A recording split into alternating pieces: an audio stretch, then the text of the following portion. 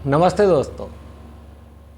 तो दोस्तों आज की कहानी है कि जीवन में सुख और समृद्धि को कैसे बनाए रखें। तो दोस्तों एक समय की बात है, भगवान कृष्ण और अर्जुन एक जगह जा रहे होते हैं। रास्ते से गुजरते गुजरते उनको एक गरीब ब्राह्मण मिलता है, उसके कपड़े फटे हुए और भिक्षा मांग रहा होता है। तो अर्जुन को दया आ जाती है, तो अर्जुन उनको जो है एक पोटली की स्वर्ण मुद्राएं दे देते हैं। तो श्री कृष्ण भगवान मुस्कुराते हैं और वो वहाँ से चले जाते हैं। वो ब्राह्मण रास्ते में सोचता जाता है कि भाई अब तो मज़े आ गए, अब इतना धन मिल गया है कि सारी ज़िंदगी ऐश की रहेगी, अब पूरा एंजॉय करूँगा लाइफ को, अब किसी चीज़ की कोई कमी नहीं, ना भीख मांगनी पड़ेगी ना भिक्षा मांगनी पड़ेगी, अब एंजॉय करूँगा बस जीवन। और वो घर जाके अपना निश्चिंत होकर उस धन को अलमारी में रख देता है और सो जाता है। ये बात किसी डाकू को पता चल जाती है, तो उसके घर में डकैती डल जाती है और वो धन जो है डाकू चुरा के ले जाते हैं। वो फिर सड़क पे आ जाता है। अगले दिन फिर वो कुछ दिन बाद जो है ऐसे ही जब अर्जुन और कृष्ण नगर भ्रमण पर निकले होते हैं तो उन्हें वो फिर दिखाई दे देता भीख मांगता हुआ।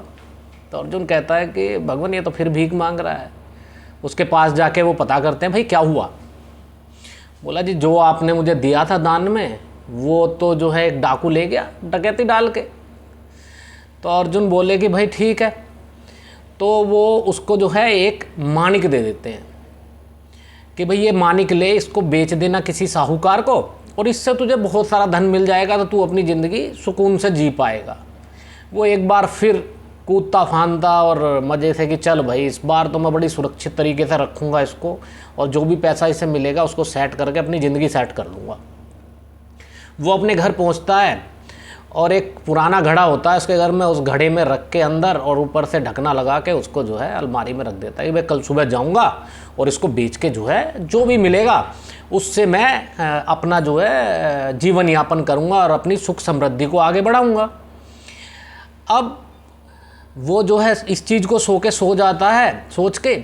तो सुबह को उसकी पत्नी जो है पानी भरने के लिए जा रही होती है, तो उसने देखा कि और बाकी घड़ों में तो थोड़ा बहुत पानी है, एक एक पुराना घड़ा रखा है, इसमें मैं ले जाती हूँ और इसमें जो है पानी भर लाती हूँ। तो वो जब नदी किनारे पहुँचती है उस घड़े को लेके, तो वो मानिक उस घड़े में से निकल के गिर जाता है नदी के अंदर। जब वो वापस आती है तो वो जो है पंडित जी पूछते हैं कि भैया कहाँ गया वो घड़ा। तो बोली तो ऐसा ऐसा हो गया। बोले ओफो। तो वो उदास हो जाता है कि शायद मैं तो मेरे किस्मत में ये लिखा है। तो वो फिर अपना उसी भिक्षा पे आ जाता है, नगर में फिर भिक्षा मांग रहा होता है। तो कृष्ण और अर्जुन जो हैं फिर नगर भ्रमण पे एक दिन टकरा जाते हैं उससे। तो अर्जुन श्री कृष्ण जी से कहता है कि भगवान मैंने इतनी बार इसको धन दौलत दी है, ये तो वहीं का वहीं है, फिर ये भीख मांग रहा है।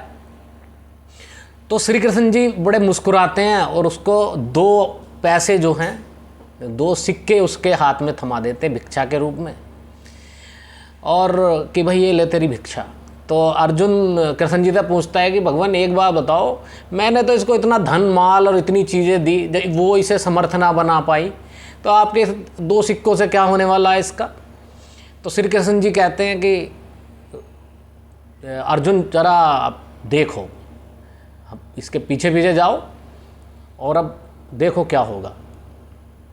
सो जब उसे 2 पैसे मिल जाते हैं उस रास्ते में सोचता जाता है कि यार ये तो 2 सिक्के मिल गए हैं, अब इनसे क्या होना, ये तो रोज़ की भिक्षा से भी कम है, ये क्या करूँगा, मेरे लिए तो बहुत ज़्यादा उपयोग नहीं, 2 टाइम की रोटी भी आ जाए इनमें तो वही काफ़ी है, और कहीं मांगेंगे। तो रास्ते में जाते जाते वो देखता है कि नदी के किनारे एक जाल में मछुआरे ने एक मछली को पकड़ा हुआ होता है कांटे में, और वो मछली बचने के लिए तड़प रही होती है।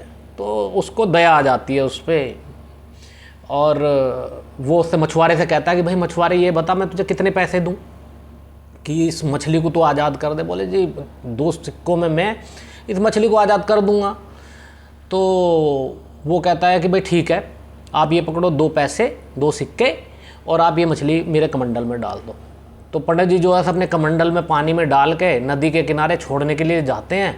तभी मछली जो है वो जो पन्ना उसने निगला हुआ होता है वो उसके कमंडल में उगल देती है। पंडित जी खुश हो जाते हैं, मछली को वापस नदी में छोड़ देते हैं और घर जाते जाते चिल्लाने लगते हैं, रास्ते भर चिल्लाते जाते हैं, मिल गया मिल गया मिल गया। तभी रास्ते में जो वो डाकू होता है वो गुजर रहा होता है, वो सोचता है कि भाई इस पंडित जी को जो है पता चल गया है कि डकैती किसने की है। अब ये राजा से कहेगा और राजा ढूंढवा के मुझे मरवा देगा, सूली चढ़वा देगा। तो वो चुपचाप हाथ जोड़ कर जो भी धन उसके हाथ से डकैती की थी वो उसके घर में रख आता है।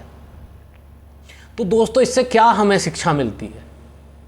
तो दोस्तों हमें शिक्षा मिलती है कि अगर हमारे पास संपन्नता आ जाए, हमारे पास में बहुत सारा पैसा आ जाए, तो हम उसमें मगन रहने, उसमें इंजॉय करने, विलास भोगी बन जाना, उस पैसे का अनायास उपयोग करना।